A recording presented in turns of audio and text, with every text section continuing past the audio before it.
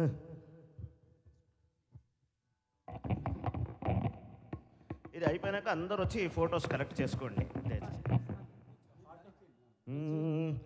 పవనజ స్తుతి పాత్ర పావన చరిత్ర రవి సోమవర నేత్ర రమణీ జగాత్ర సీతా కళ్యాణ వైభవ మే రామా కళ్యాణ వైభవ మే భక్తజన పరిపాల భరిత శరజాలయ భుక్తి ముక్తి దలీల భూదేవ పాల సీతా కళ్యాణ వైభవ మే రామా కళ్యాణ వైభవ మే పామర సుర భీమ పరిపూర్ణ కామయ శ్యామ జగదభిరామ సాకేత ధామ సీతా కళ్యాణ వైభవ మే రామా కళ్యాణ వైభవ మే సర్వలోకాధార సమరైకధీరాయ గర్వమానస దూర కనకాగధీర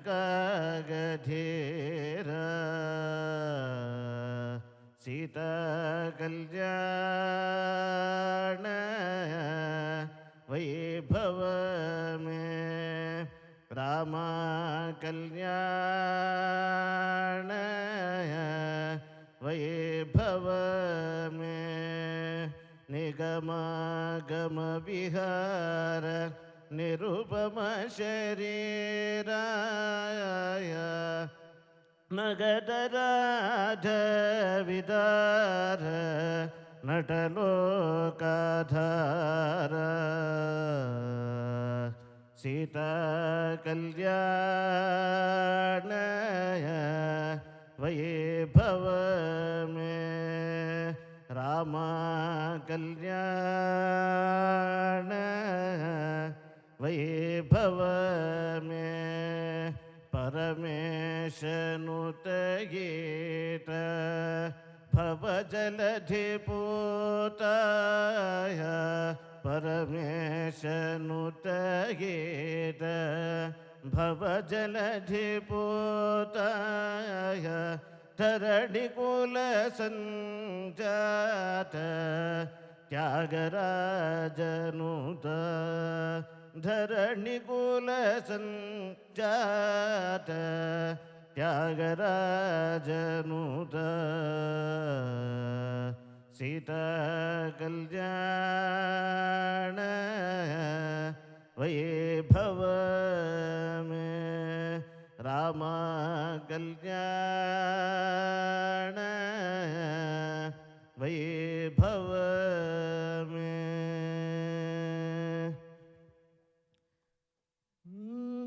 ఆలోకయ రుక్మిణి కళ్యాణ గోపాలం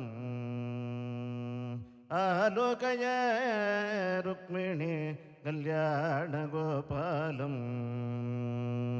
నీలమేఘ నిభాకారం పాలార్క సమానచేలం నీలమేఘ నిభాకారం పాలార్క సమానచేలం నీరాంపరానుజం గోపబాలకం నీలాలకాంతం ఆలోకయ రుక్మిణి కళ్యాణ గోపాలం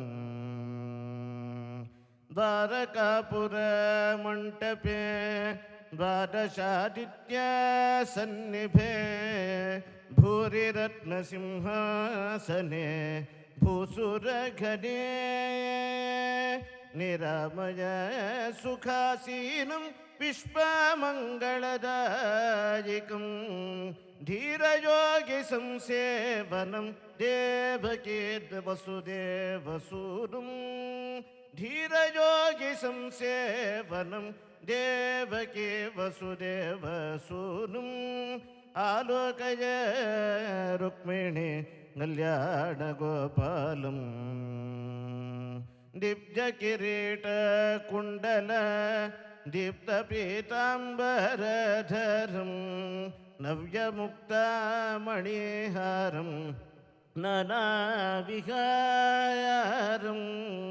अव्ययभूति विस्तारम् अमरनारीसुराधारं भव्यकौस्तुभकन्धरं भक्तमानससञ्चारं भव्यकौस्तुभकन्धरं भक्तमानससञ्चारम् आलोकय रुक्मिणी कल्याणगोपालम्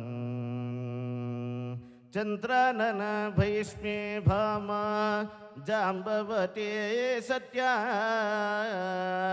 चन्द्रानन भैष्मी भामा जाम्बवती सत्या मित्रविन्द भद्रा लक्ष्मण कालिन्दी नायकं नन्दनन्दनम् आश्रित बृन्दारकवन्द्यं नन्दनन्दनम् आश्रित बृन्दारकवन्द्यं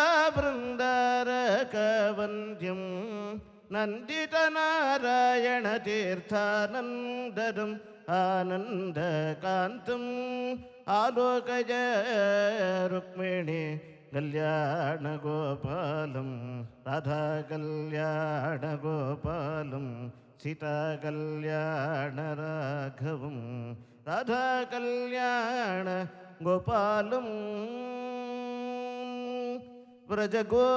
व्रजगोपगोपीरमण व्रजगोपगोपीरमण कृष्णचन्द्र जय राधारमण सुगन्धकस्तूरितिलक सुगन्धकस्तूरितिलक सुगन्धकस्तूरितिलक मधुरमुरलीधरनाथ यदुनाथ मरुरमुरलीधरनाथ यदुनाथ गोपगोपीरमण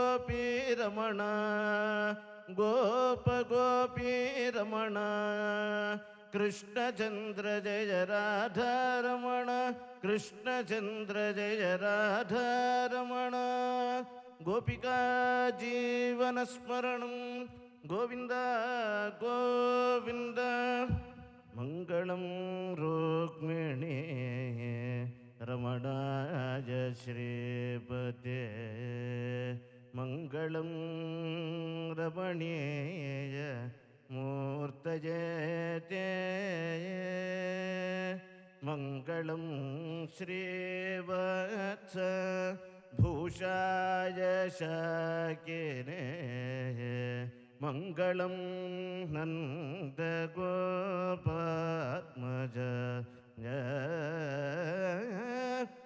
जय मङ्गलं नित्य शुभमङ्गलम्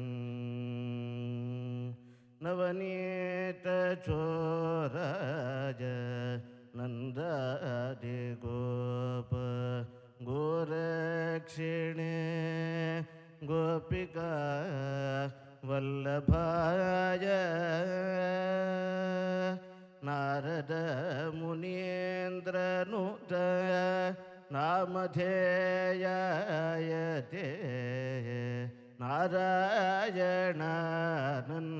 नारायणानन्दतीर्थ गुरवे जय मङ्गलं नित्य शुभमङ्गलं नित्य शुभमङ्गलम्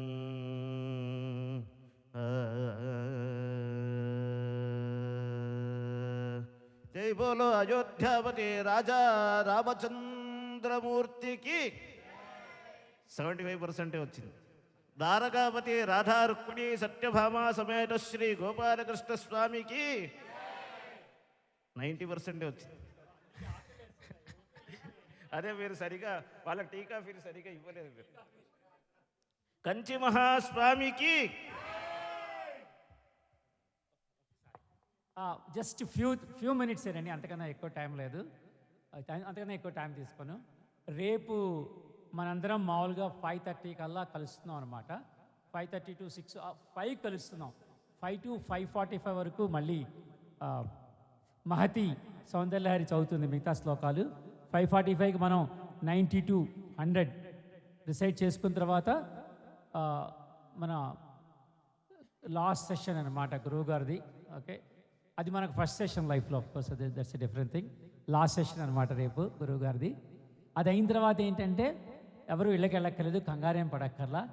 చక్కగా మనం గురువు గారికి కృతజ్ఞతలు చెప్పుకొని 7 రోజులు మంది ఒక 7 రోజులు మంది ఒక మార్గాల్లో పెట్టినందుకు అందరం ఎక్కడే ఇంటికి వెళ్ళి వంట కూడా ఏం చేసుకోకల్లా చక్కగా గార్లు బూర్లతో రేపు అందరికీ ప్రసాదం ఇక్కడే అనమాట. అది డిన్నర్ అనట్లా, భోజనం అనట్లా, ప్రసాదం అంటున్నాను.